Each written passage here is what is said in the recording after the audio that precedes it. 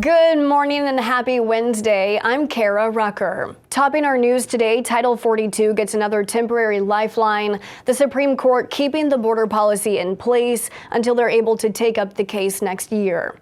This is your morning rundown aimed down the middle with Straight Arrow News. Title 42 was supposed to expire 1 week ago today before the Supreme Court intervened. Now in a 5-4 vote, the justices have decided to temporarily keep the policy in place. A final ruling is expected to come in February. That's when the highest court is set to argue the case. It's been a tumultuous back and forth on Title 42's future.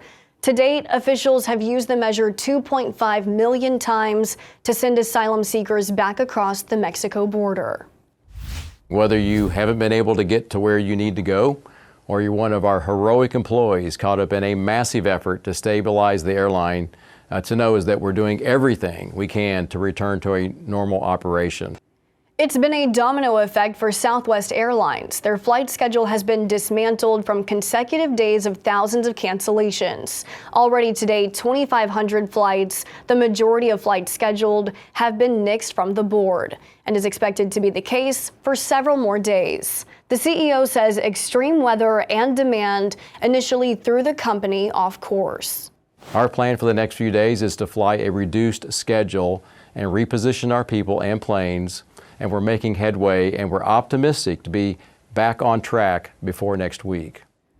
The CEO also says he is in direct communication with the Department of Transportation, which is putting Southwest Airlines under federal review.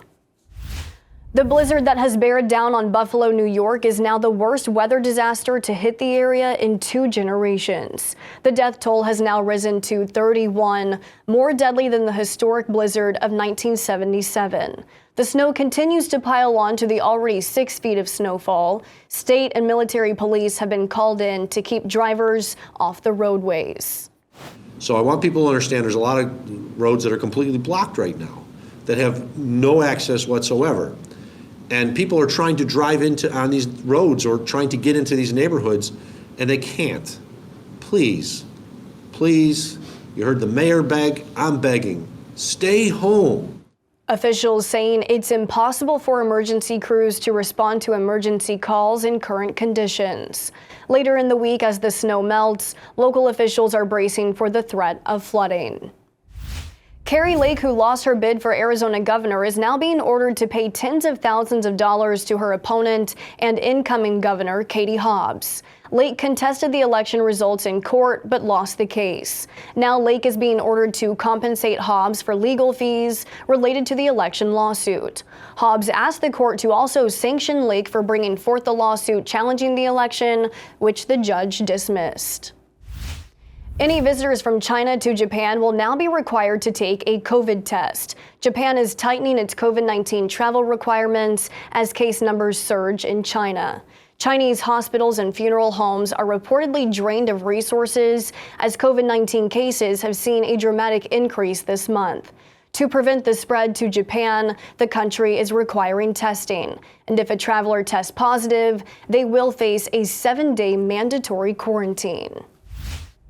The new requirement comes as the U.S. is reportedly considering its own restrictions on travelers from China. Novak Djokovic is back in Australia nearly 1 year since he was deported due to his vaccination status. The tennis great will be playing in this year's Australian Open after missing last year. The Australian governor initially planned to place a 3-year suspension on his visa, but has since waived that ban. The 2023 Australian Open begins January 15th, which Djokovic has won 9 times.